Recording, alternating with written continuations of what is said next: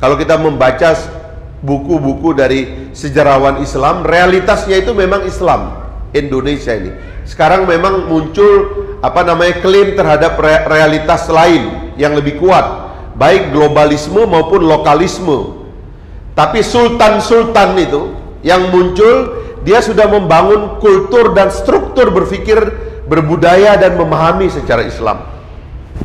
Itu relasi atau kenyataan pertama dalam agama. Yang kedua, ini ada kelahiran baru yang bernama negara.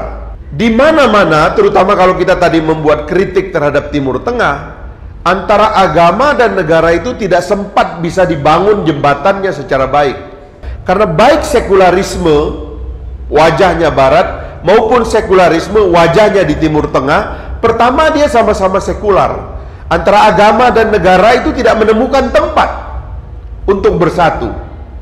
Itu sebabnya yang terjadi kalau kita lihat di Barat itu, kenapa orang di Eropa sekarang itu dua emosi dominannya, atau di Barat dua emosi dominannya itu adalah rasa takut dan curiga. Kenapa rasa takut dan curiga ini kuat di sana? Karena orang tidak kenal tetangganya. Kenapa orang tidak kenal tetangganya? Karena dia tidak punya alat untuk mengintegrasikan dirinya.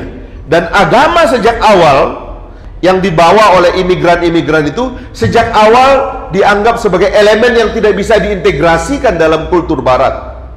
Itulah sebabnya muncul ancaman, perasaan takut kepada imigran dan kepada nilai-nilai baru yang dibawa imigran, dan itu yang menyeret Eropa dan Amerika ke kanan. Muncul kaum ultranasionalis yang membawa ide-ide lokal dan anti kepada imigran. Sekularisme di Timur Tengah juga demikian.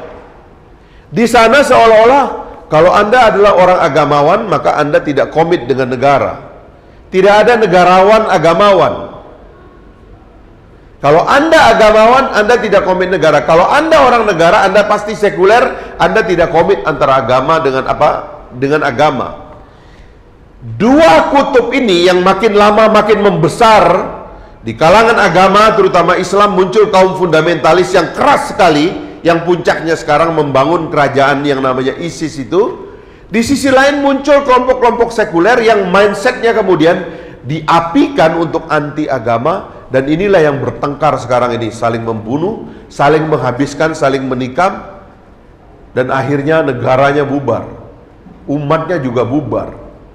Negaranya hancur sebagai struktur, umat dan bangsanya menjadi asylum seeker, pencari suaka. Tragedi terjadi karena sekularisme itu. Nah, kita di Indonesia ini luar biasa, yang ditemukan oleh para founding fathers kita. Karena founding fathers kita itu adalah, jika dia adalah agamawan, maka dia adalah negarawan. Jika dia adalah negarawan, dia juga adalah agamawan. Orang-orang Indonesia ini terbiasa mengkoherenkan, menyatukan pikiran yang di tempat lain tidak bisa ditemukan dan disatukan. Di Indonesia ini bisa disatukan. Lahirlah Pancasila itu.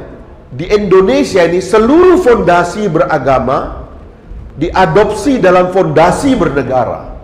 Seluruh tujuan negara adalah tujuan agama.